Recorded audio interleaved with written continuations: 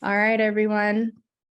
Welcome to the January 2023 community call. I hope everyone had a great new year and also a very happy Lunar New Year with the Year of the Rabbit.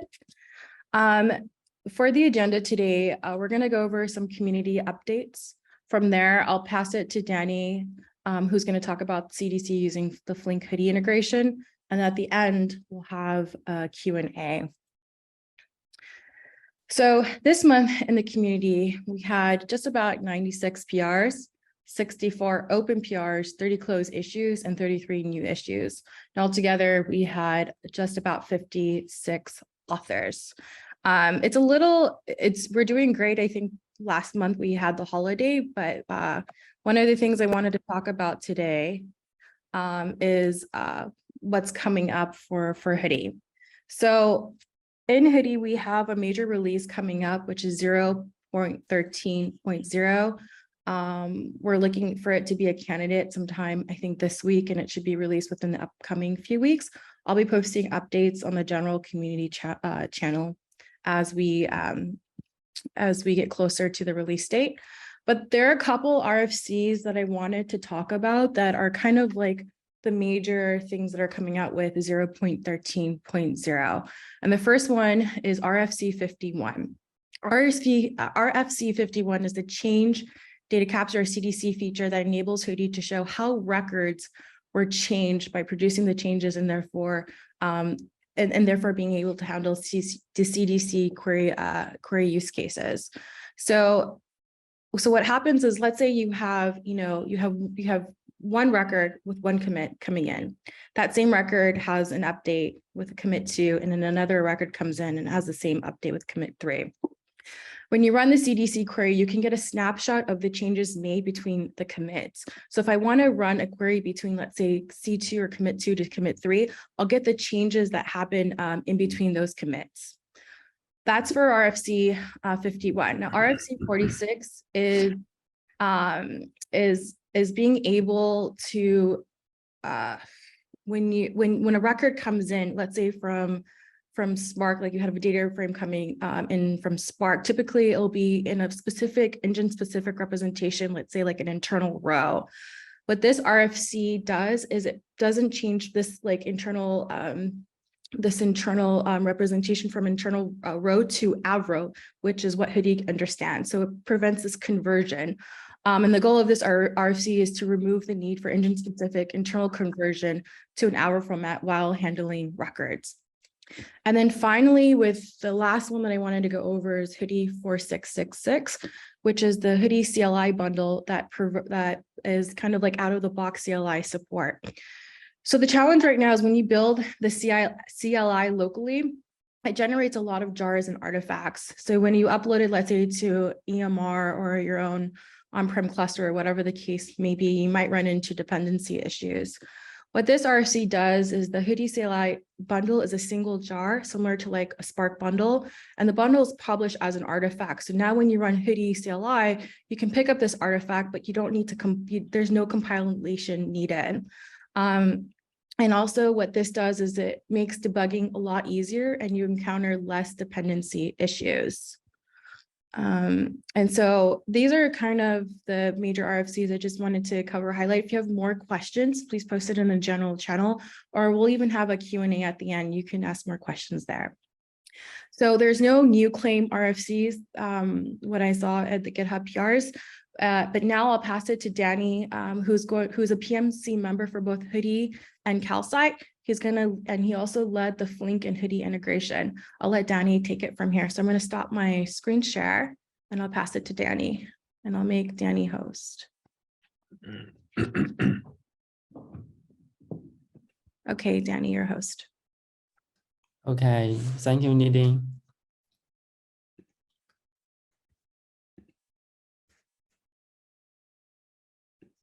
So for this part, let me introduce the changelog capture with Flink and Hudi integration. Let's see the details how Flink and Hudi propagate and materialize the changelog stream. Yeah, the changelog stream is also known as the dynamic table in Apache Flink.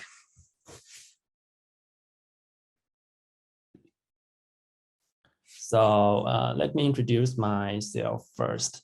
My name is Danny. I am major in streaming and SQL for years. I used to work in Alibaba Cloud, the Flink SQL engine team. Yeah, so most of my work about the open source contribution.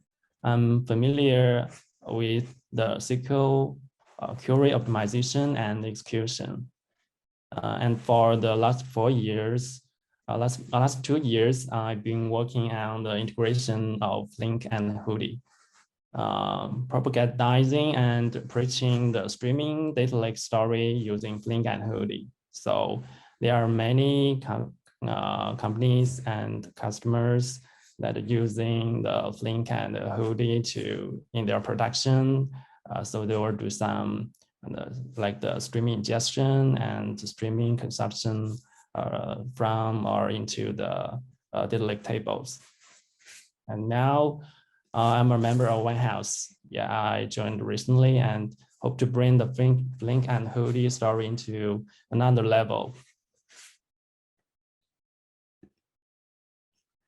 We will go over the incremental ETL using Flink and Hudi, and then dig into the details about how Hudi materialized the changelog stream in 2 different ways. So we will talk about the Flink-Hudi incremental ETL first, what the ETL pipeline looks like. The ETL pipeline we introduce here is purely streaming. The Flink engine consumes from a data source like a message queue, something like the Kafka, do continuous processing and sync the changelog stream into another Hudi table. The Hudi table is then subscribed as a streaming source, which generates another changelog stream for consumption. With this pipeline, we can do kinds of processing like the SQL join and aggregation and generate different table like the raw, the silver, or the gold for different analytical purposes. For classic batch ETL pipelines, the job is scheduled at fixed time intervals. The batch job does computation based on snapshot dataset. So there are redundant computation costs for the overlapping datasets. And if you want to update, you need to overwrite the whole dataset or the whole data partition. While the batch ETL pipeline is stable and robust, and for years, people will use that, there are also some drawbacks associated with the computation model. One is every job is scheduled in fixed time intervals, so there are latency like hours from the end to end. This is not suitable for use cases like which need the near real-time or real-time latency. Another one is the job does the computation based on the full dataset. The computation on the overlapping dataset is a waste of resources. Here, we have a new choice. The long-running streaming incremental processing with Flink engine and Hudi at the storage. The Flink engine is known as a stateful computation framework, which can consume the incremental changelogs and accumulates the intermediate readout set continuously.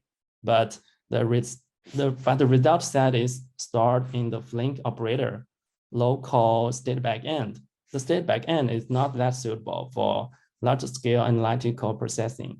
It is mainly designed for the operator state of recovery. So that's the background why we introduced Hudi as the intermediate storage. Hudi is a lake format that supports row-level uploads or deletes natively. Hudi also has good performance for streaming ingestion and consumption. The core issue we need to solve is the materialization and propagation of the changelogs. So in this long-running Flink and Hudi computation model, Flink handles the computation part. It stores the intermediate readout set in the state backend. Hudi then consumes all the changelog stream from Flink and do the materialization. And at the source, either bounded or unbounded, Hudi restores the changelogs and it is subscribed as incremental source of Flink engine. Thus, we can make the whole pipeline incremental. So in this way, for this non-running end-to-end pipeline, we can solve the pain points we mentioned above. So we can see the core issue is how Hudi materializes changelogs, right? We were introduced to two ways to solve this problem. One way we achieve this is the changelog mode that we introduced in like the release 0.9. And actually, there are already many production use cases till now. You probably know that the changelog stream in Flink is also called the dynamic table. It represents the same results compared with the batch snapshot table, but in different way. The dynamic table reflects every changes for each row. And the Flink consumes one dynamic table, does continuous query or computation, and generates another dynamic table. So in one Flink pipeline, the people can do a couple of operations and then sync the changelog to downstream.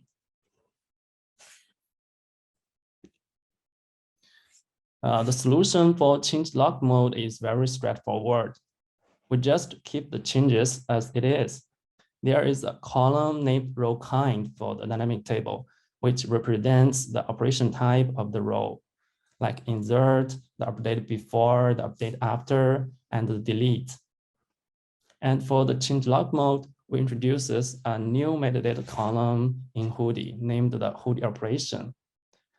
The Hudi operation column is used for recording the row kind of the Flink dynamic table. Yeah, we'll know that the order, the Hudi merge rate table can keep the order of order consuming records. The order preserving characteristic of the Hudi table is perfectly suitable for materializing these changelogs. Yeah, they are materialized as it is and then consumed in the same sequence of ingestion. So in some way, we can call the Hudi table materialization view of the Flink dynamic table. Pretty cool. While the changelog mode is straightforward and core stuff, it requires the Hudi data source must also be a changelog, which limits the user cases to only the database changelog. So since the release 13, we have another solution, the CDC feature. We can subscribe to the Hudi table just like a regular database table. Let's see the details. We all know that the Hudi has a pluggable index layer. With the index, each record is then distributed into a file group. And for each file group, there are multiple file slices. Each file slice is actually a new version of dataset. Our basic design principle is to reuse the existing file layout as much as possible and does not bring in too much modifications to our API or abstractions like the file system view. So like the merge rate table, instead of generating the modification error log, we add a new kind of logging type. We named it the supplemental logging. It shares most of the same characteristics with the normal data log. The difference is it records all the changes for each row. So we will see there are several log files which have the suffix like the .cdc within one file group. And for the file format, we follow the debinism like the data schema. The 3 modes are supported for different write and read scenarios. The first one is the with before after mode. In this mode, the records would be, it records the 4 changes for each row. So for each record change, it records the operation type, the timestamp, of the changes happen, the before image and after image. So with this mode, the data schema is pretty much like the debigism. And another mode is the with before mode. It records the operation type, the record key, and the before image. And the third one is the operation key mode. It only records the operation type and the record key. We can see that the first mode has the best read performance because all the records are persisted into the log file. We can all we need to do for the reader is to deserialize the records and to the reader. So it has the best read performance, but the worst write throughput because all the records need to persist it right. So on and so forth with the other two modes.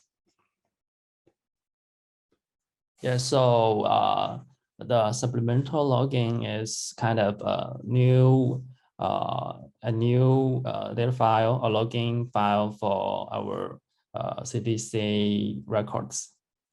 We have different modes to support different read-write scenarios because some people want high write throughput and but they have very low frequency for the query, so they can choose the third one. And if someone wants the best query performance and but they do not care that much about the write throughput, they can choose the first one, which is the with before after mode.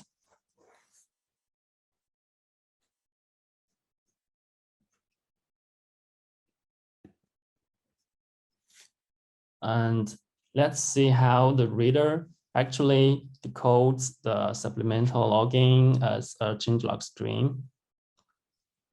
For the with before after mode, the reader just read the log files and visualize the payloads because we record all the data changes for each payload. Within the payload, we can see what kind of operation the record happens and what is the before image and what is the current latest image and what is the timestamp that the changes happen. And while with before mode, there is only a 3-column, right? In the schema, right? We can see the schema is the operation, the key, and the before image. It does not contain the after image. So where does the after image come from?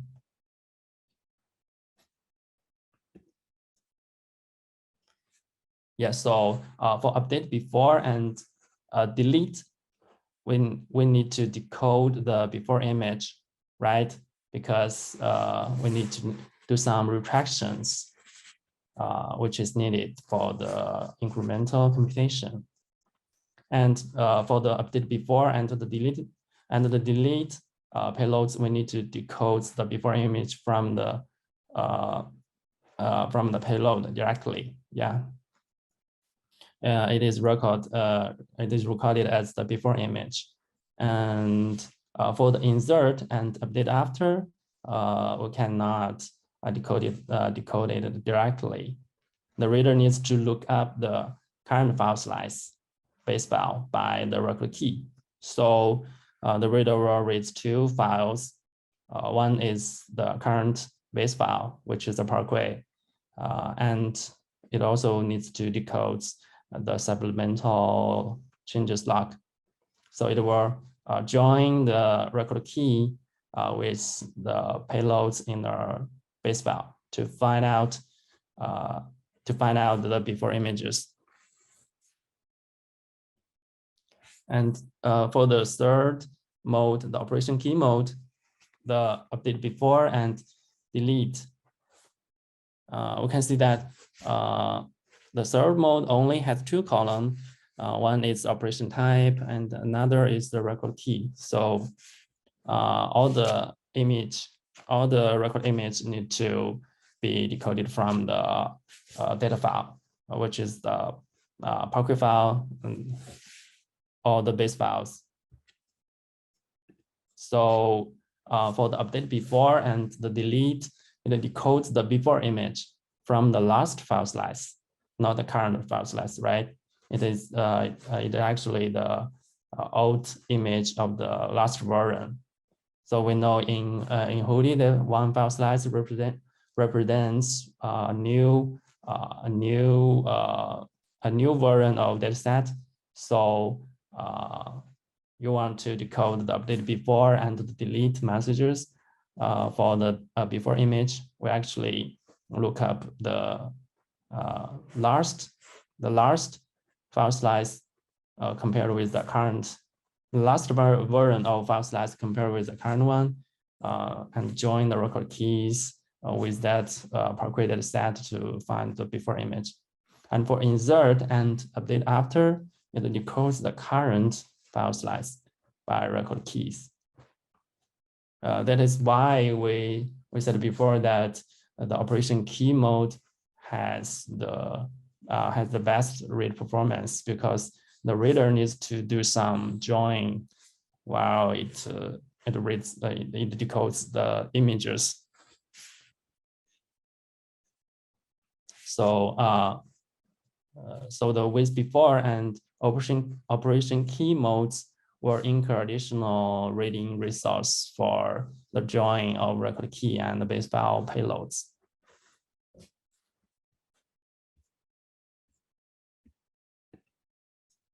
So let's do a comparison of the CDC and the changelog mode. For the changelog mode, it actually requires the source input or the data source must also be a changelog stream, because we introduced a new column, the Hudi operation metadata column, and it actually records the operation type, also known as the Flink-Hudi kind. And so the data source must also be a changelog stream. Usually it may be a data format like the Debian or something like that, or the Maxwell, or the changelog that generates by engine like the Flink.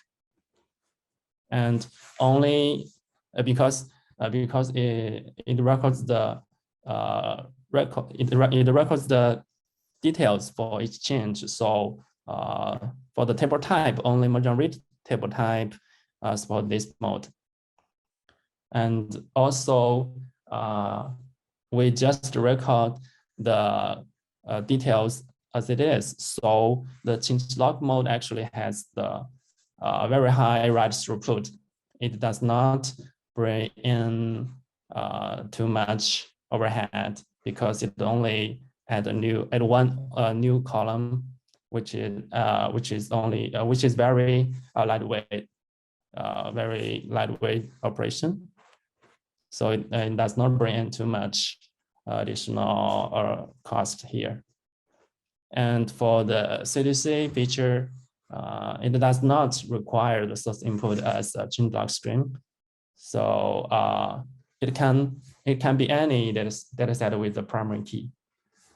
We see when Hudi see the changes on one key, on one primary key, it will generate all the changelogs, just like the database tables.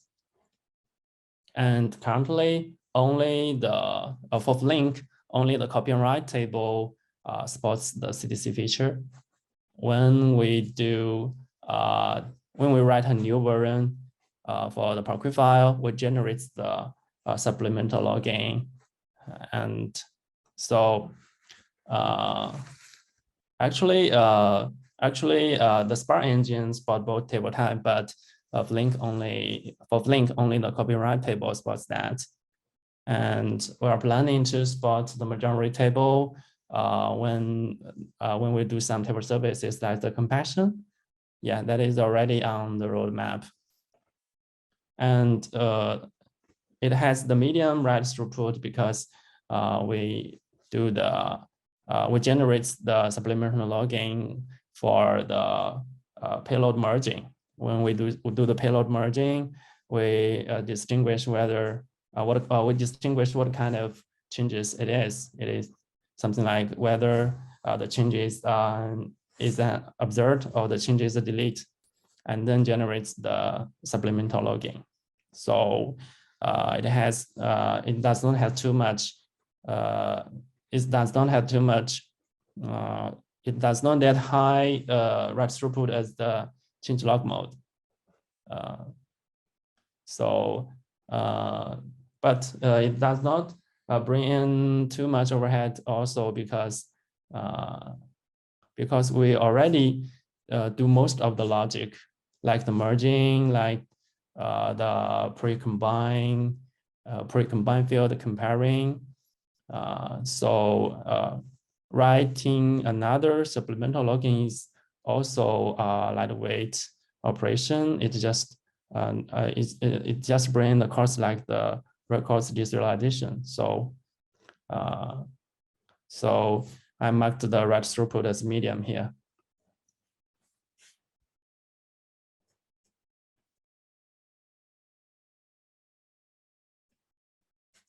So my share is finished now.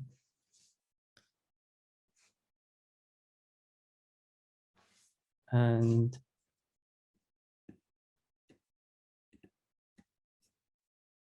needing, will you go on here or I continue? Yeah, you can continue. Okay.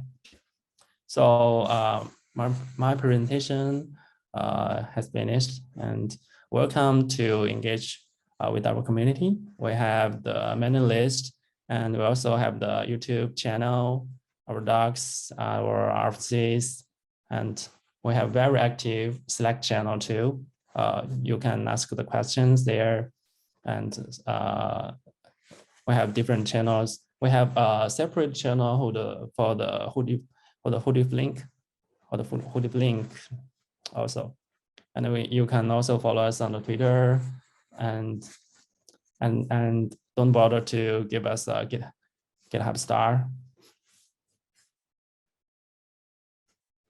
Cool. Thanks, Danny, for the presentations. We can take Q&A now, or questions now, if you have any.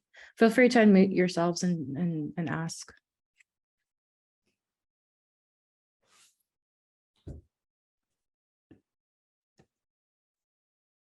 Hey, Danny. Hi, hello. Hi, Ken. How are you?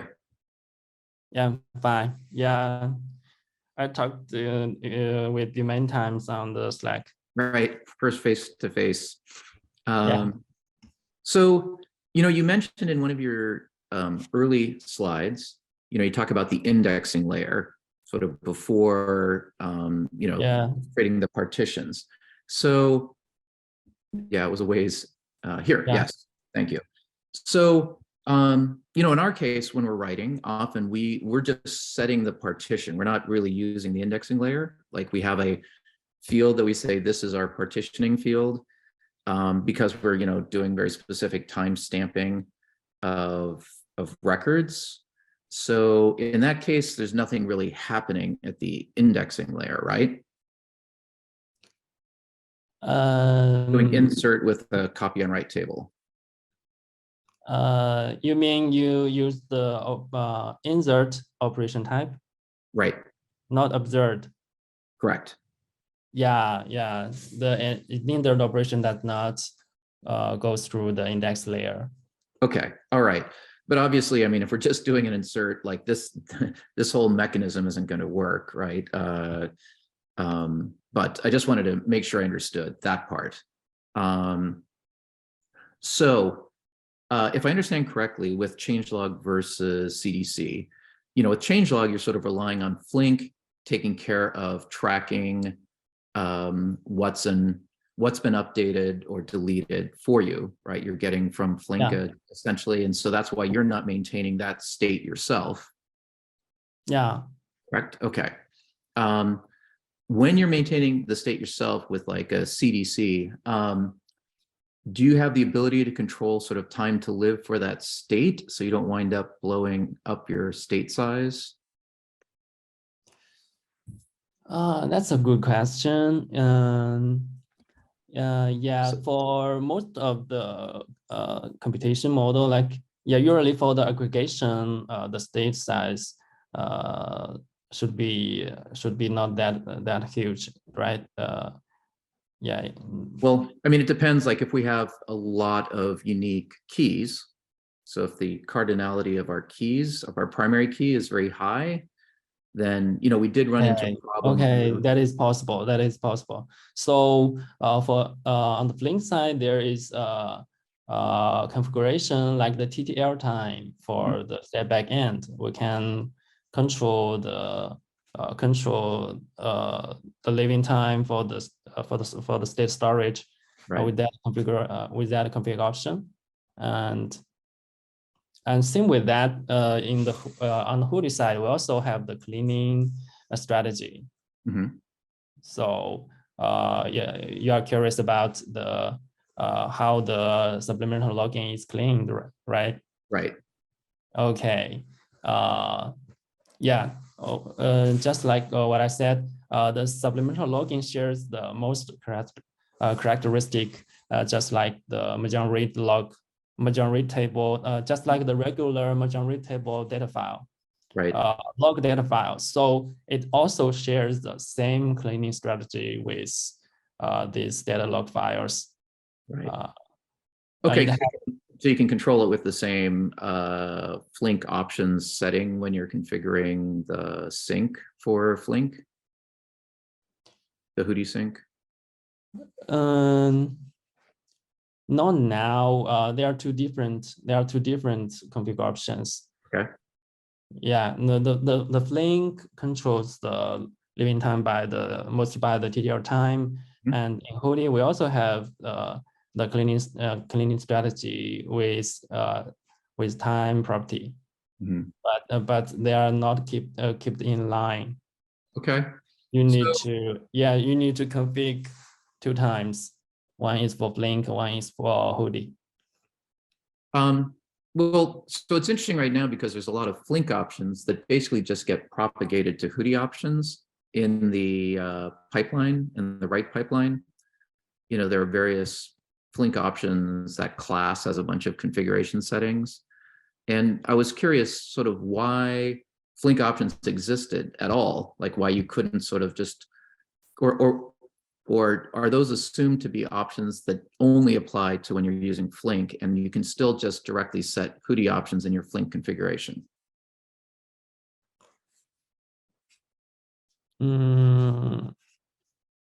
Yeah, yes, yeah, most of the Hudi sync operations is only used for Hudi. It is not for Flink. Right.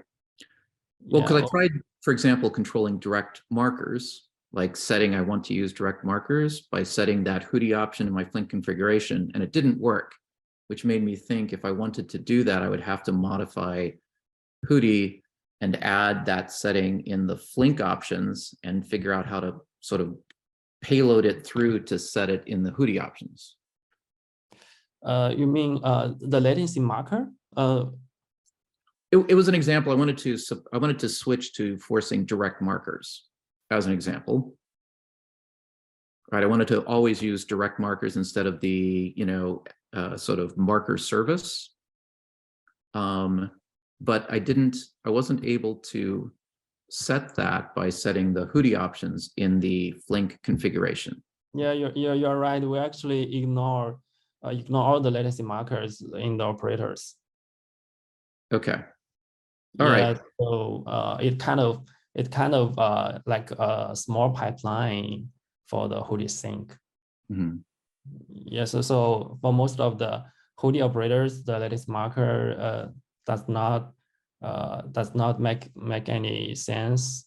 It also bring in some bring some concurrency issues for the type of service. So we disable it now in the code base. If you want you disable the marker service. Yeah, if we want to enable that, we need some we need some modification to the pipeline code. Okay. So Ken, Raymond's here. Are you mainly like wondering the pumping of the configs from Flink to Hudi? Is that Yeah, I was just trying to understand why there were why I wasn't able to directly set a Hudi configuration by making that setting in the Flink configuration. And so instead I had to kind of go through a painful process of modifying. Yeah, that is true. I think the auto reference inference for Hudi config through Flink config should be doable. I think that's a good feature to add. Actually, we'll keep trying to simplify the config for user to set manually and always try to auto inference. Okay. Yeah.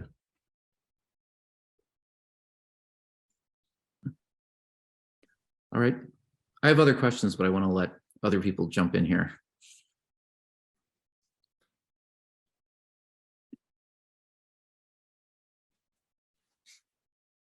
Any other questions? Ken, back to you. Okay, here we go. So with this, .log.cdc file, do those sort of show up in the Hudi table directory on sort of, commits of snapshots?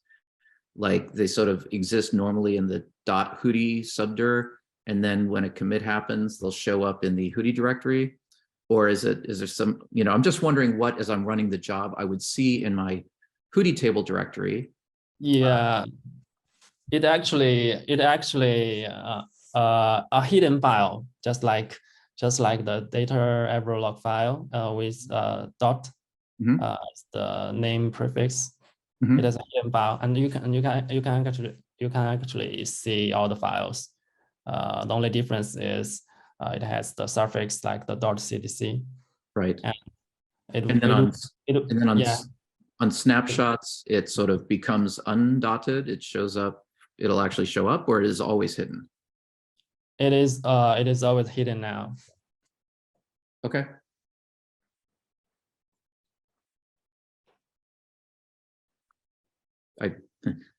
I have more questions. I just go on. Yeah, keep going. If anyone has questions, just raise your hand and then we'll put you next in the queue. Okay, this is a silly question, but you had like the you were talking about the changelog stuff, and there's like an I, a D, and then there's a +U and a -U, for the changelog stuff. So the -U +U, is that basically when an update happens, first you get the retract and then you get the insert to sort of for the full update? Like -U versus +U. I just hadn't seen that before.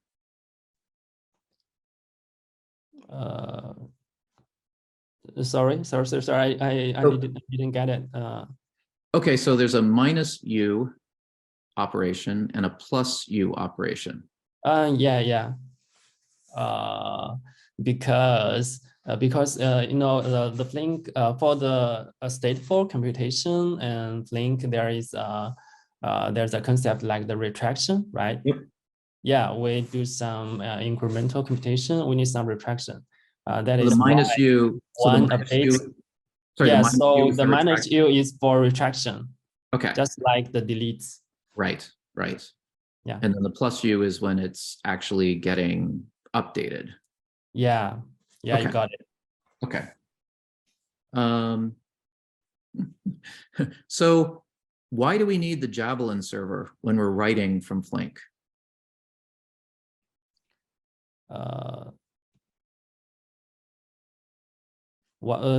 Sorry, I still didn't get it. What kind of server? So when the Flink sort of write pipeline is running, it starts up the Javelin HTTP server. And I'm wondering why. Java, okay, you're talking the Java line, Java line server? Yeah, Javelin. Okay, Yeah. okay. That is actually the one Hudi Hudi service, HTTP minor HTTP service for serving the view of the file system. Right, but when we're writing, why do we need it? It acts something like cache for the file system view, because without the server, all the executor that wants the profile of the file systems, like the file handles on the one partition or the partition information, they need to do some list or scan for each executor. Mm-hmm. But if we start a Java line server on the driver,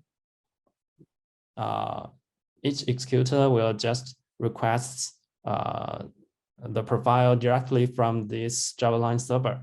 Mm-hmm. So this actually reduce some redundant access to the file system.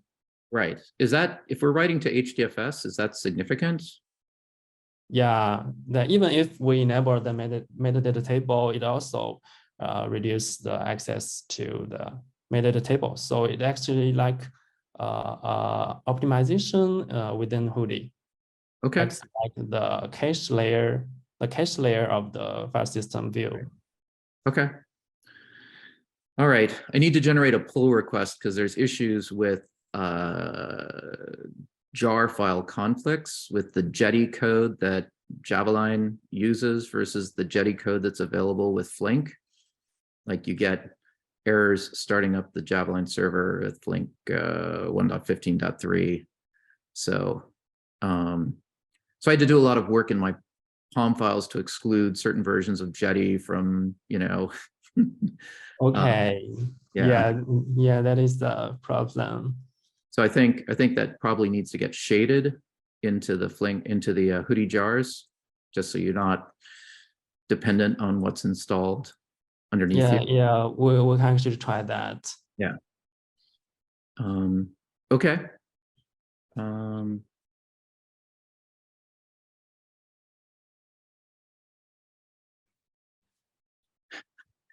I can keep going. Yeah, just go on. Okay. One of the issues I ran into was I didn't see things getting logged that I was expecting to see when I was running. You know, I'm looking at the code, the Hudi code, and it turns out it's because Hudi uses a mix of direct calls to log4j version 1, and okay, for and also for J2. So Flink is using log4j2. So what that meant is all the log4j calls were sort of getting lost, the direct log4j1 calls. So I had to exclude the log4j jars and put the log4j to sylph bridge jar in the class path so that it would wind up all going to sylph4j, which then, you know, would actually talk to log4j2. Yeah, sylph4j is a bridge. It's a bridge jar for log4j. Right. So, I mean, sylph4j is used in about 80 of the source files in Hudi. And then log4j1 is used in like 380 source files. And then there's... Okay, so just fire Jira to solve it. I mean, I could make that change. It's just a big change because it's going to hit like hundreds and hundreds of files. So, but yeah, I agree with you. It deserved to do that. Okay. I just wondered if there was like a reason that I wasn't seeing for having, you know, a mix of different logging frameworks. Yeah. No. Okay. Okay. Hopefully some history reasons. Right. Okay.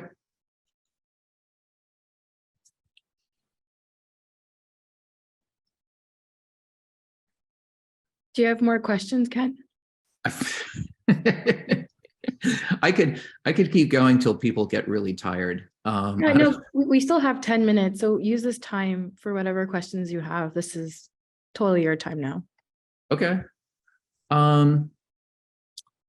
So in my test code, I have this issue where I was, writing a Hudi table, and then I would also start up an incremental query reader from the same table. All right, so I'm testing, like I'm writing to it, and at the same time I'm reading from it. Yeah. And what I found is that I had to wait till the table was created and actually had done at least one commit, at least one snapshot had happened on the writer side. Otherwise, on the reader side, There was an exception.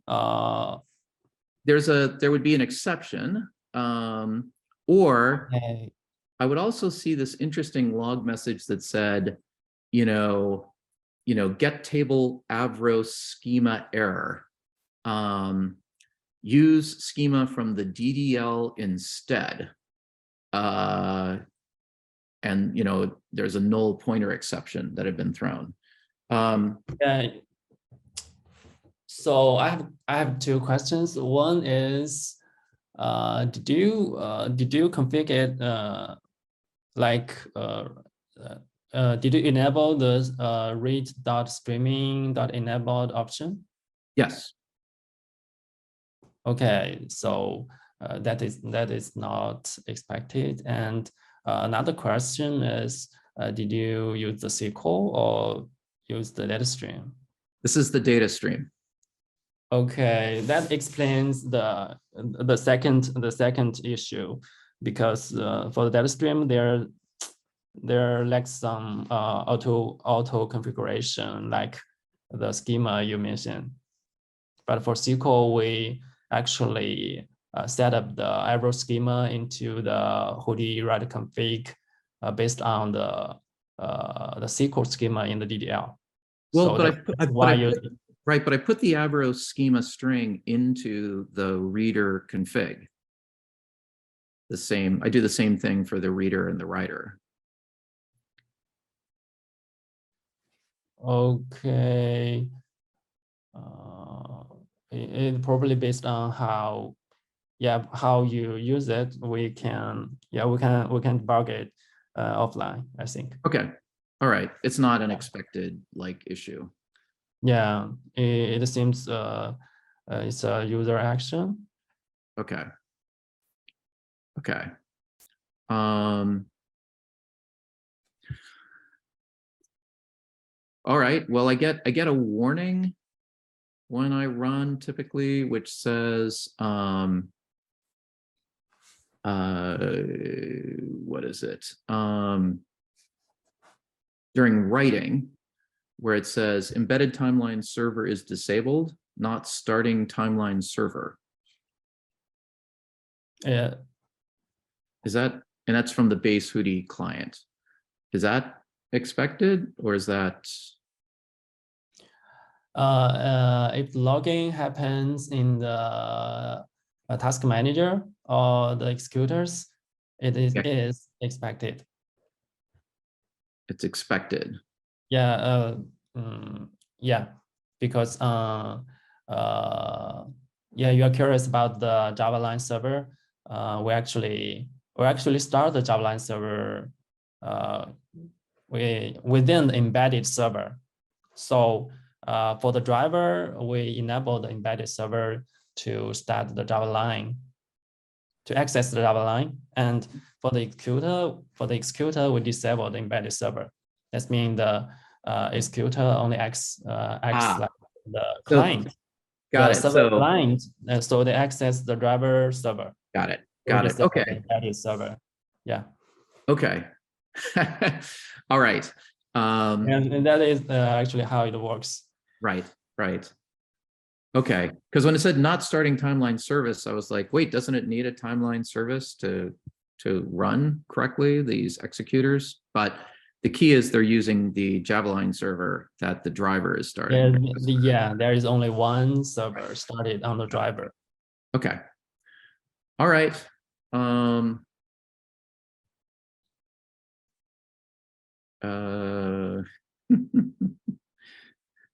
So we got a couple offline things. I did run into one other issue where when I was doing bulk insert, if I ran the workflow twice in the same task manager, I would get a weird error because there were two different Flink user first class loaders that each had in it a class that Hudi is using. Yeah, there seems some class loader leak here. Yeah.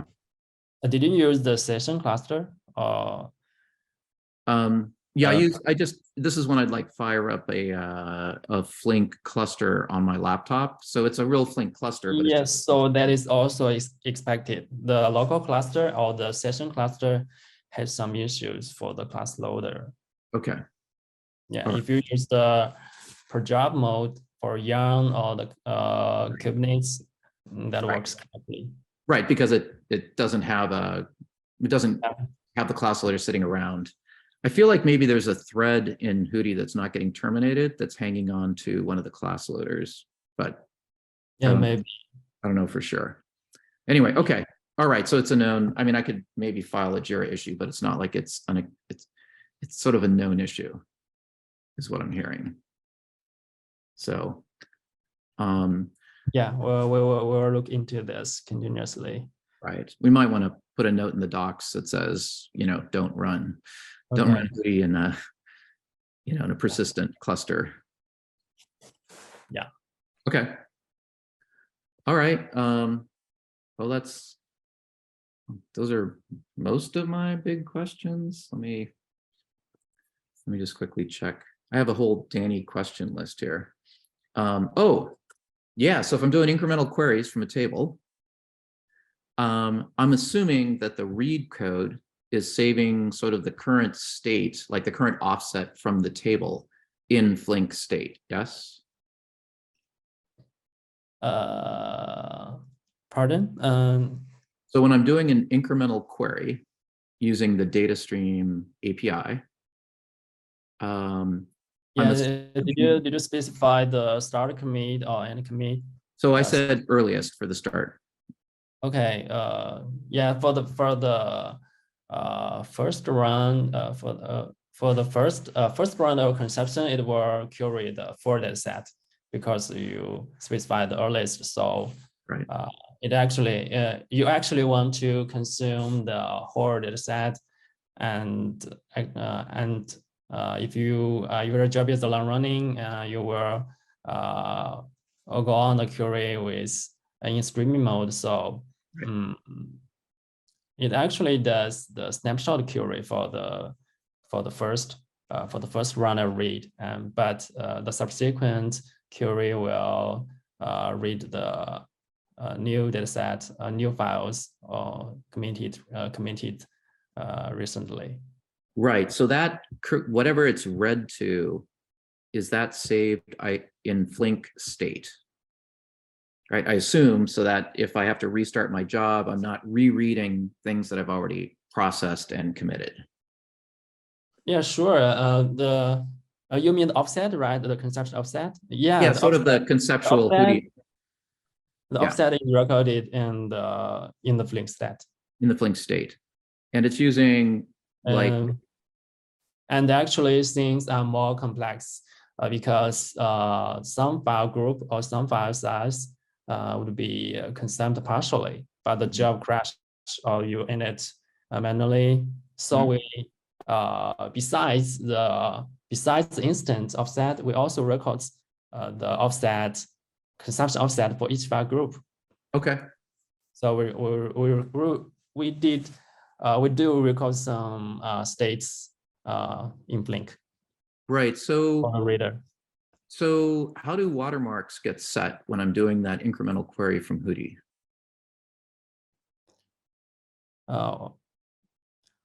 We does not support the source native watermark now. Right.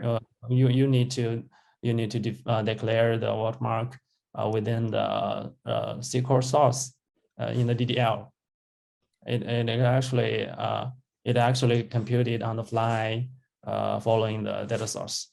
Right. So if I'm using the data stream API, I just have to add my watermark strategy sort of after Yes, the yes. source. Okay. Yes, yeah. That's introduced too much complexity. Okay. So you're okay with that? Yeah. I just have to remember to do it. So, so that, Yes. yeah, the checkpointing works correctly with offsets and everything. Yeah. Yeah, the native watermark is also on the roadmap. We're actually planning that. Okay. So it'll be coming soon. Okay. All right. Good. Well, so I think I'm done here. I did, oh,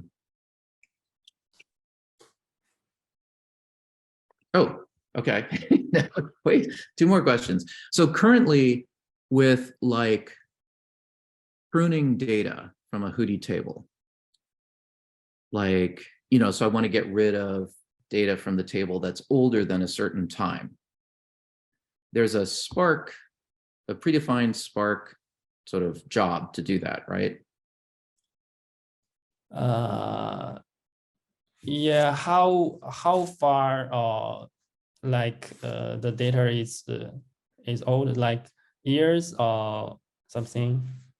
Like, a month old, data that's older than a month, Months. like, Yeah, you mean the data instance is not on the timeline, or it is the metadata is archived.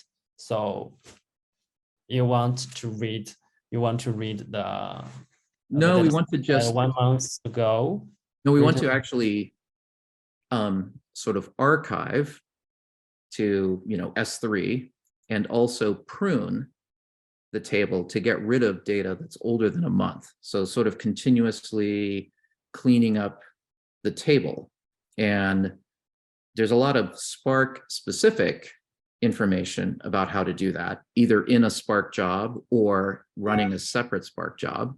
But there's not a lot of information about how to do that with Flink, or even if you can do it with Flink. You mean the partition pruning? I assume, I guess, basically getting rid of data older than, let's say, 30 days. The query is the query streaming or the batch?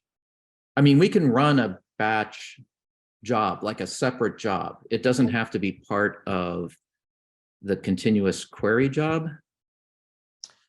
We can do. We already support that. We actually support that. We actually support the incremental query of any within any time points. So you can specify the start commit and end commit and do the batch query directly. Right, but if I want to delete the data, right, if I want to remove older data from the Hudi table. Because you know that the Flink does not support the delete syntax yet. It is not supported by the engine. So okay. One way is to define the payload as the delete payload in Hudi. So all the records are recognized as the deletes. That is the way. Okay, but I could just run the predefined Spark tools that exist for doing that, for like cleaning up old data and for exporting data, right? There's predefined Spark tools.